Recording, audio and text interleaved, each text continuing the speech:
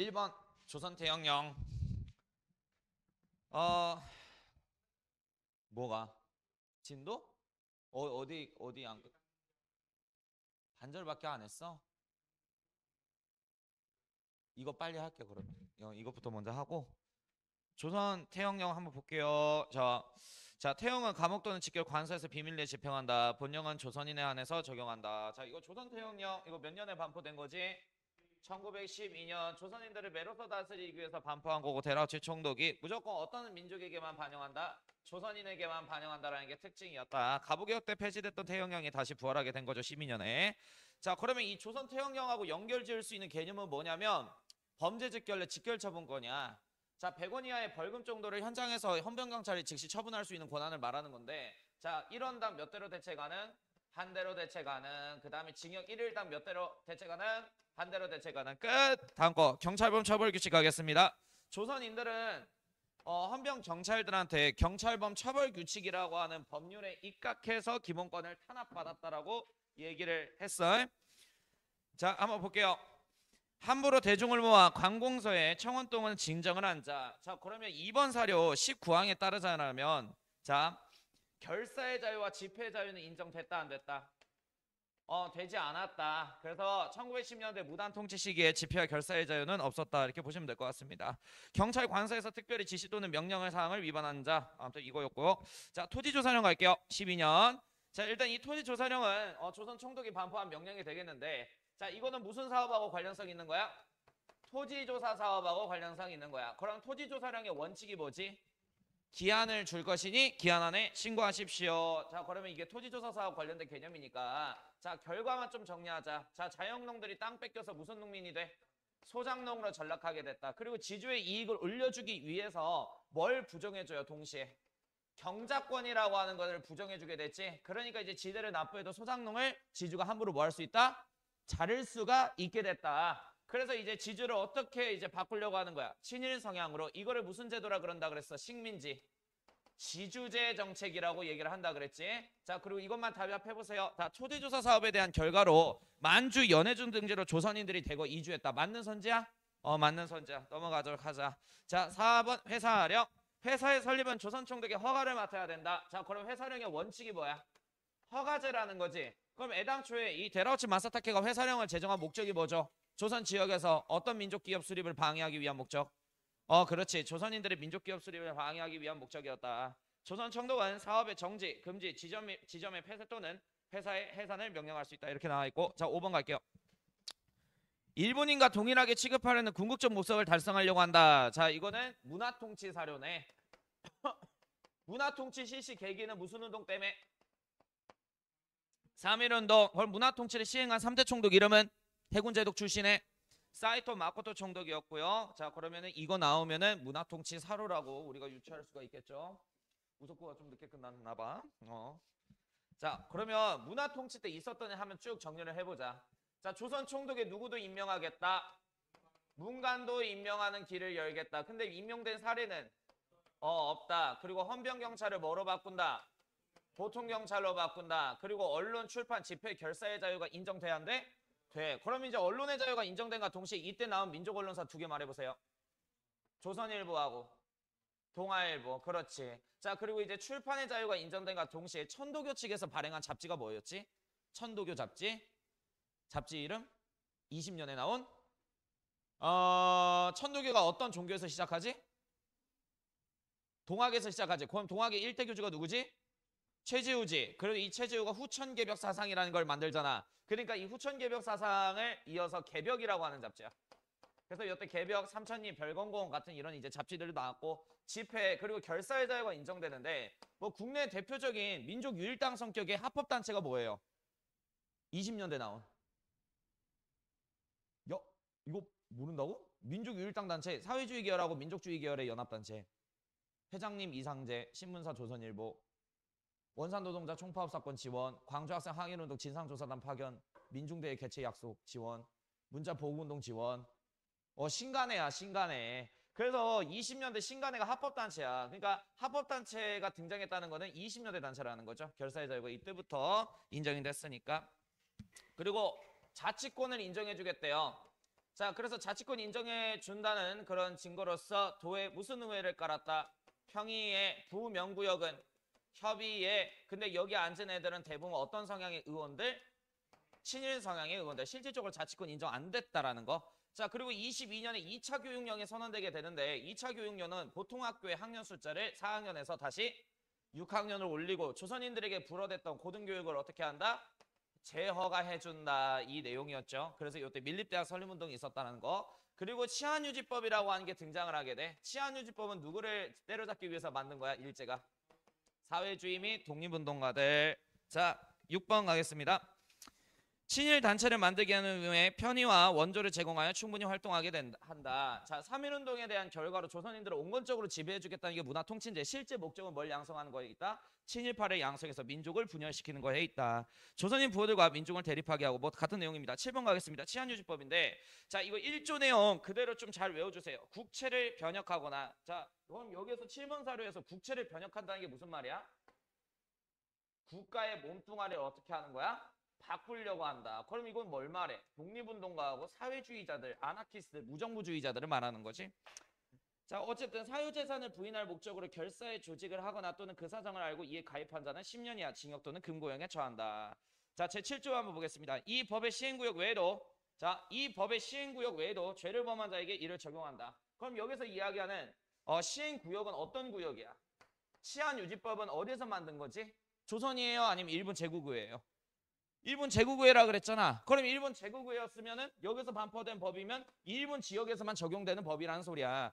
그런데 이 지역 외에서 하는 범죄도 똑같이 적용을 한대요. 그러면 조선 땅에서도 치안유지법이 적용된다 안 된다? 된다라는 그런 소리야. 됐지? 넘어가자. 8번 사료. 아우 잘 안 넘어간다. 1번. 볼게요. 대개 조선인들이 생산한 쌀을 수이출할 때 수출이라고 생각하면 돼. 결코 자신이 충분히 소비하고 남은 것을 수출하는 것이 아니다. 생계가 곤란하여 먹을 것을 먹지 못하고 파는 것이다. 그러므로 조선쌀의 수출이 증가하고 외국쌀의 수입은 감소하는 반면 좁쌀의 수입만이 증가하고 있다. 자, 그럼 이거 8번 사료는 뭘 상징하는 거야? 무슨 사건? 삼미증식 계획. 그렇지. 그럼 이 삼미증식 계획을 하기 위해서 일제가 만든 조직시설 이름이 뭐더라? 수리조합이더라. 그래서 이 수리조합에 조선 농민들 강제 가입시켜놓고 뭐 품종계량 화학비료 제공, 밭을 돈으로 바꿔주고 수리시설을 증축시켜주죠. 원래 증산량만 갖고 가려고 했는데 원하는 만큼 증산량이 안 나오게 되자 조선인들이 갖고 있는 쌀까지 수탈하는 정책으로 있게 됐다라는 거. 자, 그럼 이 수리조합에서 청구된 빚 때문에 자영농들이 또 다 뭐로 전락돼? 소장농으로 전락됐다라는 점. 자, 9번 가겠습니다. 3차 교육령. 3차 교육령 제정 연도가 몇 년이야? 1938년이죠. 그러면 38년 이후에 우리나라 민족성을 없애려고 하는 무슨 정책을 시행해? 일본 애들이. 민족 말살 정책이야. 그래서 3차 교육령 안에서 민족 말살 정책의 의도를 파악할 수 있다는 사료예요. 한번 볼게요. 1번 특히 국채에 대한 신념을 공고히 하여 한국 시민이라고 하는 한국 시민에다가 밑줄 쫙 자각을 철저히 하게 하도록 힘써야 된다. 한국 시민은 무슨 뜻이야? 천황국가 일국의 시민이라는 소리죠. 흉량한 한국 시민의 자제를 얻게 하고 내선일체 신의 협력에 미풍을 기는 것에 힘써야 된다. 자, 이거 사료 나오고 연도 물어볼 수 있어. 그럼 이제 몇 년이야? 38년이야. 알겠지? 이거 3차 교육령 38년. 10번 가겠습니다.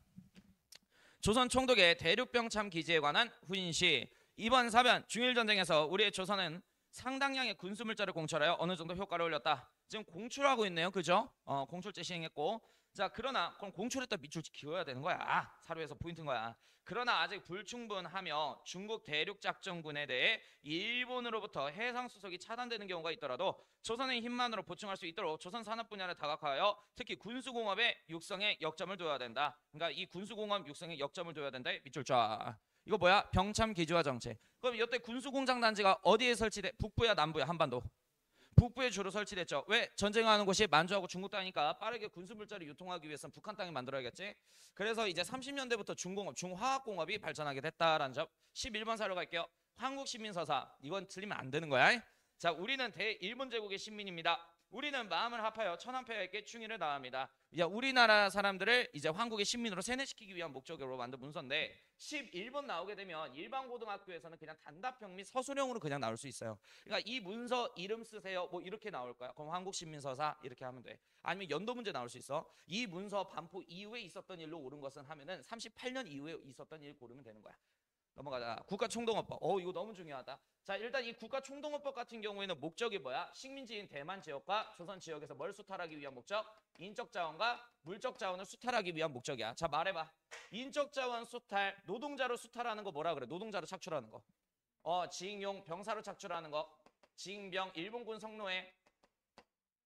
위안부. 좋다. 위안부. 그리고 이제 물적 자원 수탈. 이걸 아까 무슨 제도라 그랬지? 공출제라고 얘기했지. 그래서 금속으로 된 거, 쌀 같은 거 이제 공출을 했다라는 점. 아무튼 이거 목적으로 만든 거고요. 국가총동원법 이거 이름 많이 물어봐. 단답형으로. 자, 국가총동원이란 전시의 국방 목적의 달성을 위해서 국가의 전력을 가장 유효하게 발휘하도록 인적, 물적 자원을 통제 운영하는 것. 여기에다가 포인트를 잡아야 돼. 인적, 물적 자원을 운영하기 위해서 국가총동원법을 만들었다. 자, 단답형으로 이 법 이름 물어볼 수도 있고요. 연도 물어볼 수 있어요. 그러면 이제 38년이라고 생각하면 될 것 같고 13번 가겠습니다. 국민징용령. 징용이 뭐라고? 노동자로 착출하는 거라고. 면사무소 직원이 징용가라고 했어요. 다음날 출발했기 때문에 소금만 챙겼어요. 사할 인해서 비행장을 만들었어요. 자, 비행장에 끌려간 노동자네요. 조선인 노동자. 자, 그러면 이 징용령 제전 용도가 몇 년이라고? 39년이야. 자, 그럼 이 39년의 총독 누구겠어? 이때 창씨개명 있었잖아. 아니지. 누구야? 미나미지로 총독이야.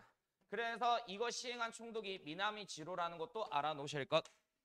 그리고 징용은 남자들을 먼저 축출했죠. 원래 노동자로. 근데 나중에 44년에 여자 노동자도 이제 착출하기 시작해. 그걸 뭐라 그래? 여자 정신 근로령. 그래서 이렇게 끌려간 여성들을 뭐라 그런다? 정신대 여성이다. 그리고 여자 정신 근로령에 입각해서 언제 어디서든 조선 여자들을 노동 현장으로 빨리 데리고 가기 위해서 노동에 편리한 바지를 강제로 착용 의무화시켜. 그게 무슨 바지? 몸빼 바지다. 자, 14번 갈게요. 징병.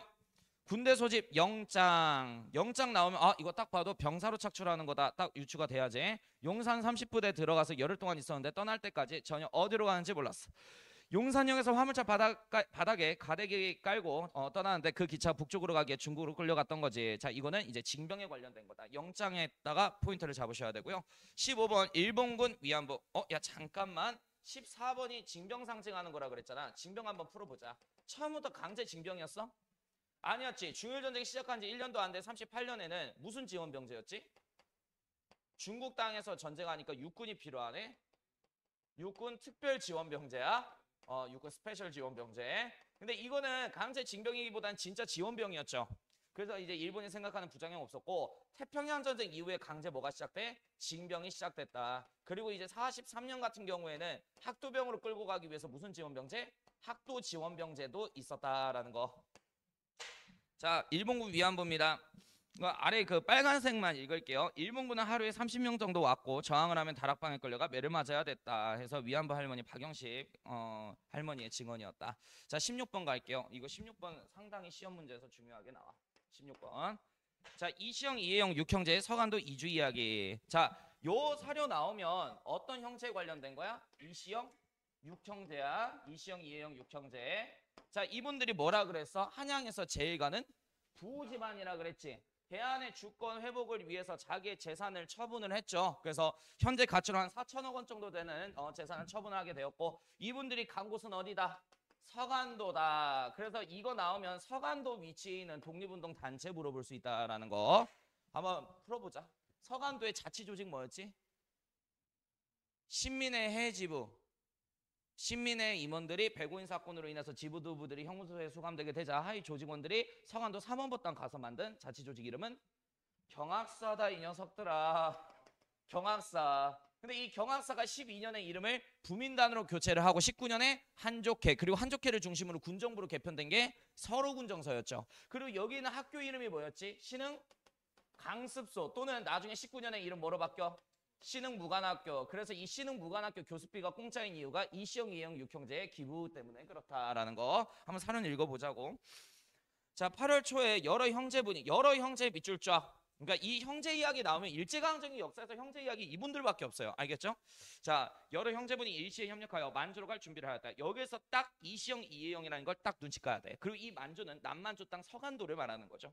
비밀리에 땅과 집을 파는데 여러 집을 일시에 파니 이 얼마나 어려웠겠는가. 그래서 나머지 이제 뒷글은 굳이 시험에 필요가 없으니 넘어가겠습니다. 17번.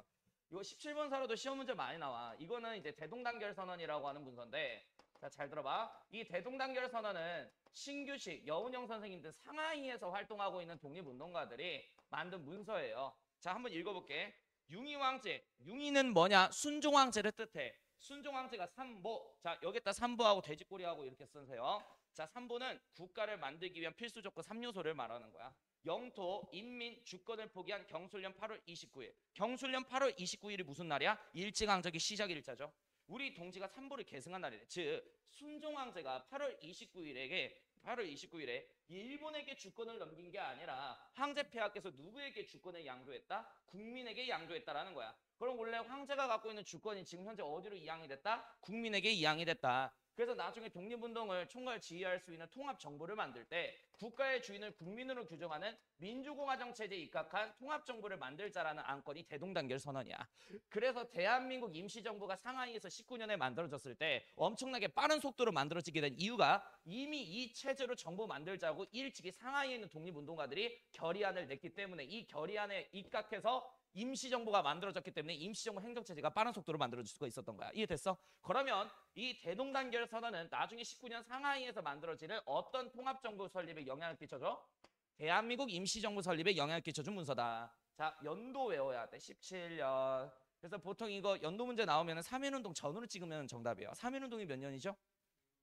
그렇지. 1919년. 그리고 이거 지역도 물어볼 수 있어. 상하이야. 문서 이름도 물어볼 수 있어. 대동단결선언. 그러니까 여기다가 별표. 이거는 진짜 많이 나와. 18번 가겠습니다. 28 독립선언. 이것도 역시 많이 나오는 사료죠. 그렇지. 그럼 한번 좀 정리해보자고. 18번 28 독립선언은 3.1운동의 국외 배경 중에 하나지. 그렇지. 일본 도쿄로 유학 갔던 조선인 유학생들이 YMCA 기독교 청년회관 강당에서 만세운동을 전개를 한 건데 물어본다. 그럼 이 도쿄에서 만세운동을 한 조선인 청년단체 이름은 조선청년 독립단이었어. 조선청년 독립단. 이광수, 최남선 등 중심 인물들이 이렇게 돼 있죠.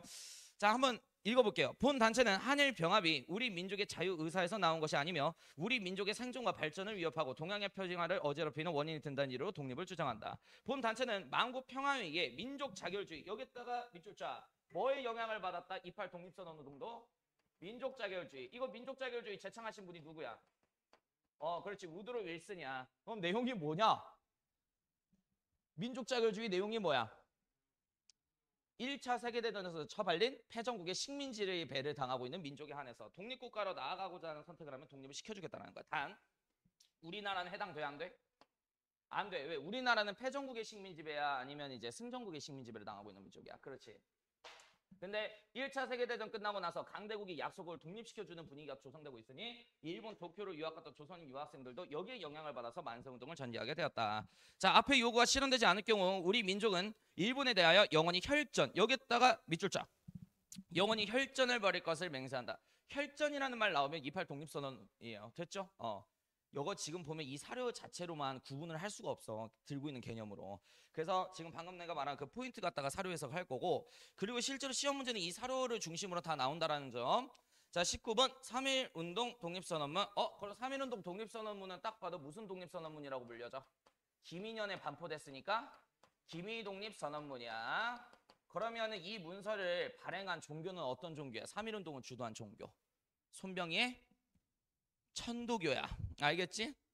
천도교 인쇄소 보성사에서 단행 인쇄가 됐죠.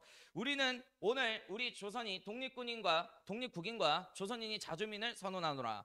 우리는 이를 세계 모든 나라에 알려 인류가 모두 평등하다라는 큰 뜻을 분명히 하고 우리 후손이 민족 스스로 살아갈 정당한 권리를 영원히 누리게 할 것이다. 이렇게 되어 있습니다. 자, 이거 관련해서 이제 나중에 3.1운동 관련해서 문제 나올 수 있다는 점 넘어가십시오. 예, 다음 거 넘어가겠습니다. 천도교 1대 교주 손병희 3.1운동은 외국 언론에 어떻게 비춰졌을까? 이상설 서전서수 대한광복군 정부 정통령. 자, 1910년 8월 22일 워싱턴 헤럴드는 한국이와 안녕이라는 제목의 기사를 실었다. 이 기사에서 일본의 한국 강점에 대하여 항의하는 이는 아무도 없었고 한국인들은 저항할 힘이 없었다라고 전하였다. 그러나 9년 뒤 태평양을 건너 전해진 3.1 만세운동의 소식은 무력한 한국의 이미지를 독립을 위해 정하는 한국으로 바꿔놨다. 자, 그럼 이 3.1 운동이 국제적 분위기를 바꾸는 데 큰 영향을 끼쳤다는 거잖아. 자, 어찌됐든 뭐 이것도 3.1 운동 관련된 사료야. 자, 21번 갈게. 3.1 운동 이후에 민족주의 운동 방향. 잠깐만, 이거 하기 전에 일단 3.1 운동 정리부터 하자고. 3.1 운동의 국외 배경 4개 말씀해 보세요. 3.1 운동 국외 배경 4개. 윌슨의 민족 자결주의, 레닌의 그렇지, 약소국 지원, 만주하고 연해주 등지에서 있었던 만세운동, 무오 독립선언운동, 일본 도쿄 28 독립선언운동. 국내 배경 2개 말씀해 보세요. 무단 통치에 대한 반발. 또 누가 죽어? 그렇지, 이게 이거인 거야지. 그래서 고종이 죽었는데 그냥 죽은 게 아니라 어떻게 죽었다? 독살당했다. 독살설. 자, 그리고 3.1 운동의 이제 과정 1단계 어디에서 시작하죠? 종로 탑골공원. 어떤 종교단체가 주도해서 천도교. 근데 이들은 유혈 사태가 터질 거를 이제 방비하기 위해서 종로에 어떤 중국집에 들어가서 자기들만의 만세운동을 끝내 대화가. 그래서 학생이 주도했죠. 그리고 이 학생들은 동맹 휴학을 내서 중소도시까지 확대한 게 2단계였고요. 여태 이제 천안 아우네 장터 시위 누구예요? 유관순. 천안 양대리 장터 시위는 누군지 아나? 여성 독립운동가 한희순이야. 아무튼 간에 그 시위가 2단계 중소단계고 중소도시 단계고, 그 다음에 이제 3단계가 어디까지 확대되는 단계? 3.1 만세운동이 농촌 지역까지 확대되는 단계. 그러면서 이때 시위가 성격이 뭐로 바뀌어? 비폭력에서 폭력 시위로 바뀌게 됐고, 해외까지 확장이 돼서 만주, 연해주, 일본 도쿄, 필라델피아에 살고 있는 한인들도 뛰쳐나왔다라는 거예요. 자, 21번 가겠습니다. 미안해요. 아직 3.1 운동 다 안 끝났구나. 보복작전 뭐였지? 수원에 제암리 학살 사건. 자, 결과 4개 말해봐. 무단 통치에서 뭐로 바뀌어? 문화 통치로 바뀌었고, 나중에 상하이에서 모든 독립운동을 총괄 지휘할 수 있는 통합정부기구 뭐가 탄생해? 대한민국 임시정부. 중국의 산둥반도 이권 수호운동이 무슨 운동에 영향을 끼쳐요? 5.4운동. 간디의 비폭력 불복종 운동에 영향을 끼쳐주게 됐죠. 소금행진 그거는 30년에. 자, 일단 3.1 운동 이후에 민족운동의 방향 볼게요. 3.1 운동 이후에 사회주의 운동이 대두됐대. 자, 퀴즈. 사회주의 밑줄짝. 그럼 이 사회주의는 어느 나라로부터 들어온 거야? 소련 아니겠어? 러시아. 그래서 소비에트 정부 측에서 이렇게 들어왔죠. 민족주의 계열과 사회주의 계열로 나뉘었대. 자, 20년대 그래서 3.1 운동 이후에 민족운동은 어떤 계열과 어떤 계열? 민족주의하고 사회주의 계열. 이러한 사회주의자들을 타도하기 위해서 일제가 만든 법이 뭐야? 25년에 치안유지법이야. 자, 그러면 조선 국내에 있는 사회주의자들은 치안유지법의 불법적인 영역에서 활동해요? 합법적인 영역에서 활동해요? 불법적인 영역에서 활동했죠. 그리고 민족주의자들은 치안유지법에 걸리지 않은 어떤 영역에서 활동하지? 합법적인 영역. 그래서 이 민족주의자들의 대표적인 민족운동 말해봐. 3개. 국산품 애용합시다. 우리 거 우리가 쓰자. 물산장려운동. 그렇지. 일본한테 걸리지 않는 선이에요. 자, 그 다음에 대학교 수립운동. 1천만 국민이 한 사람당 이런 식. 밀립대학 설립운동. 삐용 좆됐음을 알리는 사이로엔 삐용. 아찔하다. 자, 그리고 이제 문맹을 없애자. 무슨 운동? 문맹 퇴치 운동이죠. 문맹 퇴치 운동. 그러면 이 문맹 퇴치 운동을 주도한 언론사가 딱 2개가 있었어. 조선일보의 무슨 운동? 문자 복음 운동이었고, 동아일보의 브나로드 운동이었다. 그럼 조선일보의 문자 복음 운동 구호 말해볼까? 아는 것이 힘이다. 배워야 산다. 동아일보의 브나로드 운동은 다 함께 가르치자, 배우자, 브나로드. 저거를 순서를 맞게 말하는 애를 본 적이 없네. 문자 아니 조선일보는 문자 보호 운동이죠. 자, 그리고 이제 사회주의자들 같은 경우에는 자, 뭐로 위장 잔입해? 농민과 노동자. 그 다음에 도축업자 뭐야? 백정. 그 다음에 이제 학생으로 위장 잔입해서 이들을 어떤 운동으로 성격을 바꿔? 항일 운동으로 바꾸는 식의 운동을 했었죠. 그리고 이제 나중에 20년대 중반에 이 2개의 조직이 하나로 합쳐. 이거를 무슨 운동이라 그래? 민족 유일당 운동이라 그래. 그래서 그 대표적인 민족 유일당 단체가 뭐야? 신간회라는 단체였죠. 거기에 관련된 사료고요. 넘어가십시오. 22번 갈게요. 대한민국 헌법 전문이에요. 자, 이거 좀 주의할 것. 지금 이 헌법은 대한민국 임시정부 헌법이에요? 대한민국 헌법이에요? 현 대한민국, 현 이 정부의 헌법인 거야? 자, 한번 볼게. 유구한 역사와 전통에 빛나는 우리 대한민국 국민은 3.1운동으로 건립된 자, 건국 정신은 뭘 계승한다? 3.1운동 정신을 계승한다라는 거야. 우리나라 건국 정신은. 자, 대한민국 임시정부의 법통. 자, 헌법의 정통성은 어떤 나라의 헌법을 따른다? 대한민국 임시정부의 헌법의 정통성을 계승한다. 그래서 이거 두 개 좀 알아놓을 것. 그럼 대한민국 임시정부의 헌법이 현 대한민국 정부의 헌법에 영향을 끼쳤다 안 끼쳤다? 끼쳤다라는 거야. 그럼 말해봐. 대한민국 임시정부의 헌법이 뭐였어? 1차 개헌안 말해보세요. 그렇지. 삼권분립의 기초안. 그렇지. 민주공화정. 그리고 정치체제는 뭐였지? 누가 행정권을 다 갖고 있는 거? 대통령. 그걸 뭐라 그래? 원래 처음엔 내각 책임제 헌법으로 가려고 했었는데 이승만이 이걸로 개헌을 안 하면 자기 합류 안 하겠대. 그래서 개헌을 하잖아. 바로. 원래 내각 책임제로 가려고 했었는데 대통령이 힘을 다 갖고 있는 와, 대통령 중심제야. 알겠지? 그러니까 대한민국 정부도 나중에 건국이 됐을 때 48년 8월 15일 날 이 헌법에 입각해서 대한민국 정부도 출범이 돼요. 그러니까 니네들 인권과 헌법 하고 있으니까 알 거 아니냐. 그지? 자, 넘어가겠습니다. 22번.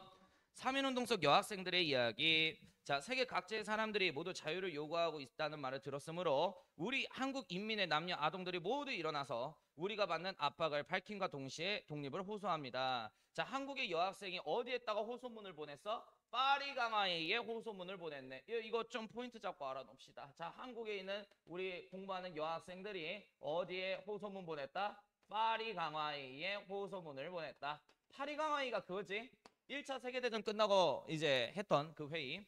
자, 피고 한일순 등은 천안 사립광명학교 학생으로 독립만세운동을 공모하고 3월 20일 학생 약 80명을 인솔하여 양대리시장. 자, 이제 우리 이거 구분하면 돼요. 봐봐. 천안에서 있었던 장터 시위가 딱 두 개가 있어. 천안 아운의 장터 시위. 누구야? 유관순이야. 그 다음에 양대리 장터에서 시위한 게 누구다?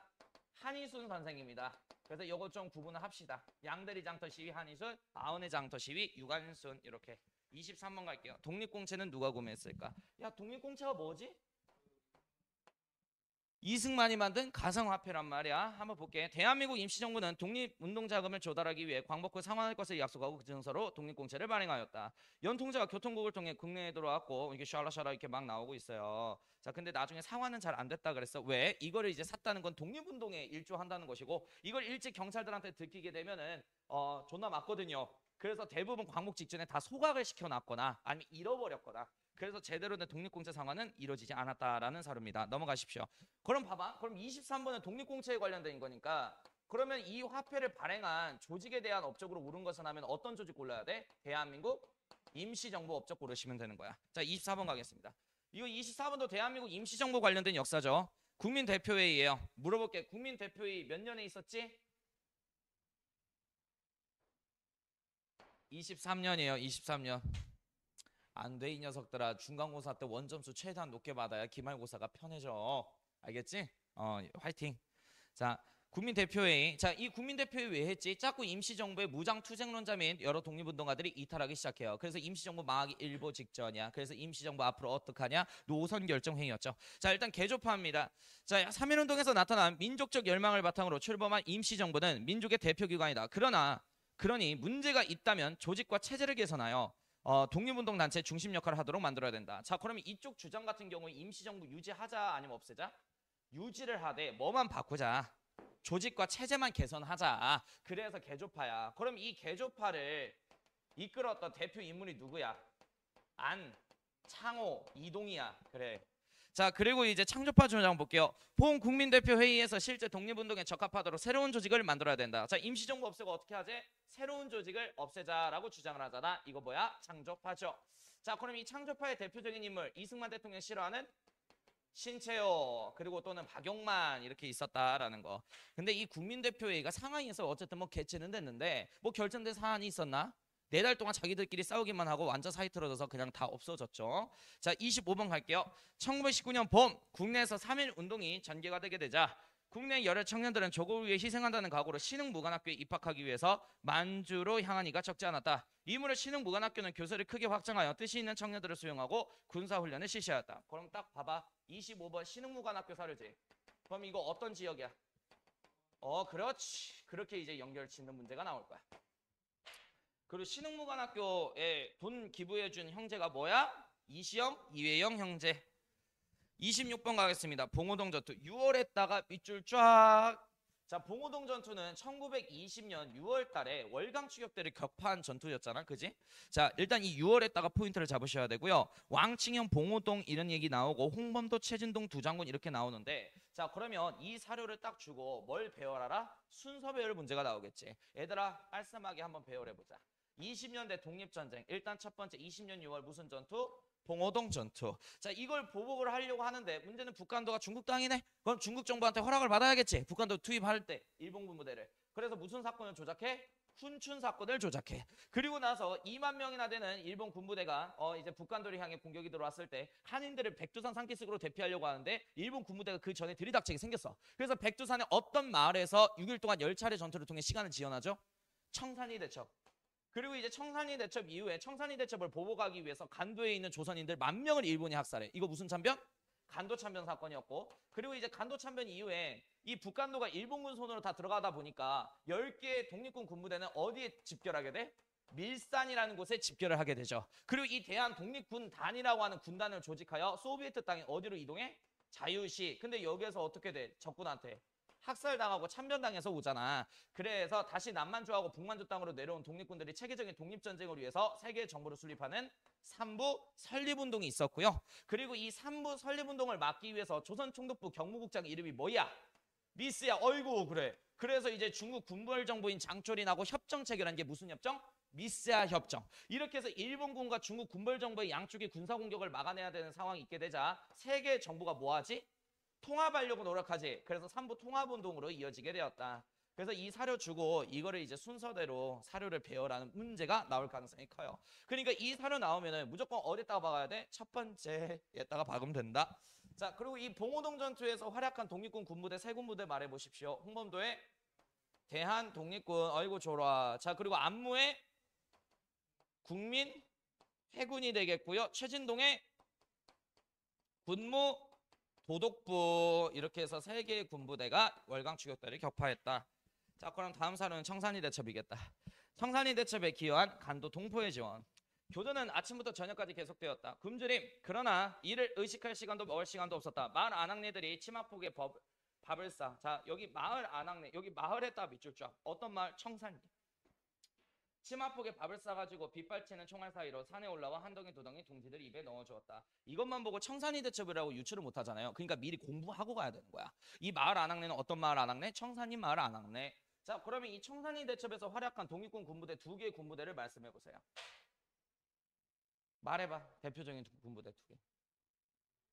김자진의 북로군정서. 오케이. 그 다음에 홍범도의 대한 독립군. 오케이, 좋아요. 자, 이렇게 해서 1200명 정도 되는 일본 병력을 사상시켰죠. 대표적인 전투가 어랑천 전투, 백운평 전투, 천수평 전투, 왈루구 전투, 시구 전투, 고동화 전투 등 여러 전투들이 있었어요.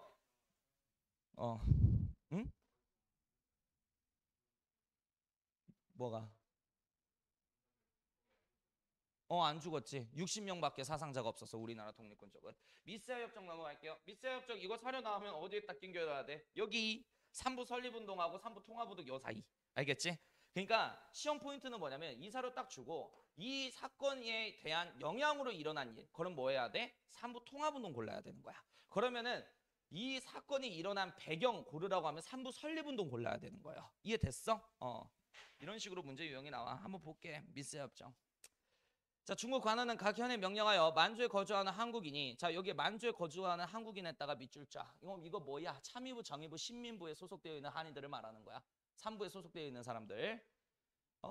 무기를 휴대하고 조선에 침입하는 것을 언급한다. 범한 자는 이를 체포하여 일본 경찰에 인도한다. 자, 만주 군부대가 어느 나라 경찰에게 인도한다고? 조선 한인들을? 일본 경찰에 양도한다고. 그래서 한 명당 얼마씩 쳐줄게 미스야가 이렇게 합의를 한 거죠. 조선인 단체를 해산하고 소유한 총기를 수색하여 이를 몰수하고 무장을 해체한다. 일본 관원이 지명하는 불령단 수령을 체포하여, 여기서 쫙 불령단 수령. 그럼 이 불령 조직의 수령은 뭘까? 조선 독립군의 사령관들을 말하는 거죠. 일본 관원에게 인도한다. 이렇게 되어 있습니다. 자, 만주 군벌에 보낸 통고문. 우리 독립군이 만주에서 중국 국경선에 살해된 수도 100여 명이 넘는다. 일본에 인도되어 그들의 손에 살해된 수는 200여 명이 넘고 있다. 우리 독립군을 총살하고 독립군을 체포해서 일본 관원들에게 인도하고 양민의 재산을 약탈하는 등 악랄한 행동을 하면 우리는 부득이 자위상 만주 지역에 있는 100만 동지를 일치 단결시켜 최후의 수단을 쓸 수밖에 없다라고 이렇게 나와 있어. 그러니까 이제 만주 군벌 장조린이 하도 조선인들 타도하고 다니니까 조선인들끼리 연합해서 만주 군벌하고 싸우겠다라고 독립군이 보낸 거죠. 자, 넘어가십시오. 20년대 독립전쟁은 어느 정도 다 본 것 같다. 이렇게 사료로. 다음 거 넘어갈게. 영릉가 전투. 좀 에어컨 더 춥게 할게. 아유 목타. 어디까지 공부했어? 니네들? 지금 한 주 남았지? 시험까지.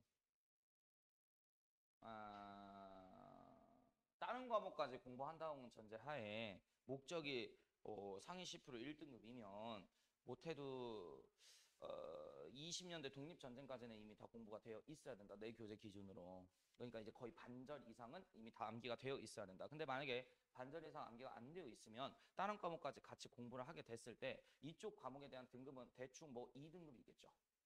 2등급. 저기요 겸이야. 겸이야. 혼난다. 집중하자. 응? 잠을 못 잤어?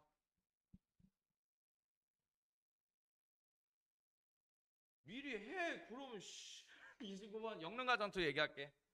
조선혁명군 총사령관 양세봉. 이거다. 그지? 삼부 통합운동. 자, 일단 참여부 정의부 신민부가 하나의 정부로 미사협정 이후에 통합하려고 그래. 근데 하나로 통합해, 두 개로 딱 통합해. 두 개로 통합 정부가 되잖아. 그지? 자, 어떤 사람들은 내가 몸담고 있는 조직 전부 다 Y하고 개인 자격으로서 뭉쳐서 통합 정부를 만들자라고 주장을 해. 그래서 북만주에 어떤 정부가 등장했다? 혁신의회. 그리고 이 혁신의회가 만든 30년의 정당이 뭐였지?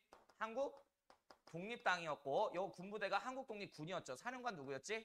지청천. 아이고 그래. 자, 그리고 이제 조직을 왜 없애? 조직끼리 뭉쳐서 통합정부를 만들자라고 주장하는 친구들은 남만주에 무슨 정부가 됐다? 국민부. 그리고 이 국민부의 산하정당 이름은 조선혁명당. 산하군부대 이름은 조선혁명군. 총사령관은 양세보. 그럼 이거 나오면 뭔가 느낌이 딱 와야 돼. 자, 여기 만주에서 활동하고 있는 이 두 개의 독립군하고 만주 지역에 있는 중국군하고 나중에 연합작전하지. 자, 무슨 사변 때문에? 만주사변 전쟁 때문에. 그러니까 이렇게 나온다고. 만주사변이 답이 되는 선제일 거라고. 됐지? 자, 그러면은 이 한국독립군하고 연합작전 전개한 중국의 군부대가 뭐였지? 호로군.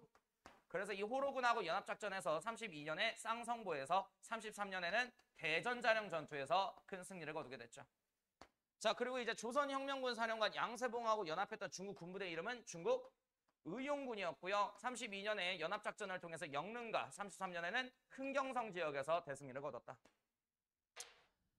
자, 아무튼 조선혁명군 총사령관 양세봉, 참모자 김학규 등은 일부 병력을 이끌고 중국 의용군. 자, 이 중국 의용군 얘기 나오네요. 그죠? 자, 이 부대하고 합세했대요. 자, 일본군은 여러 구의 시체와 마필, 무기를 버려두고 황급히 퇴각하였다. 아군은 승세를 몰아 적들을 30여 화리에 추격한 끝에 당일 오후 3시경 신민영 서쪽의 영릉가성을 점령하였다. 그럼 이거 무슨 전투 사료야? 영릉가 전투 사료야. 자, 그러면 이거 진짜 개빡세게 나오면 연도 문제 나올 수 있어요. 이 사료가 있었던 시기에 있었던 일로 옳은 것은 32년이야. 영릉가 전투. 자, 30번 가겠습니다. 대전자령 전투요. 대전자령 전투. 자, 그러면 이제 대전자령 한번 볼게. 대전자령의 양쪽은 우뚝 서 있어 그 절벽을 기어 올라갈 수 없는 이제 험악한 골짜기였다. 지청천 장군은 뭐 이렇게 샬라샬라 한국 독립군 나오는데요. 자, 이거 외우시면 돼요. 이 사료 나오면 뭐가 나와? 이 개념 나오는 거지. 이 개념. 그지? 그러면은 이것 중에 하나가 답이 되는 선지가 될 거라고. 자, 그냥 넘어가십시다. 자, 의열단 가겠습니다. 30번. 자, 의열단 단장 누구였지? 김원봉. 그렇지. 자, 의열단 창립연도 한번 말해보세요. 1919년이에요. 왜? 이거 3.1운동하고 연관지으라 그래서 3.1운동의 민족 저항정신, 이 뜨거운 저항정신이 계속됐으면 하는 바람에 3.1운동 직후에 김원봉이 만든 게 의열단이었다. 자, 이거 5포파 7가사를 말하는 거죠. 파괴대산 조선총독부 1번 이렇게 나왔습니다. 자, 이거 성공하시죠? 남산 조선총독부에 폭탄 던지신 분이 누구였지? 21년에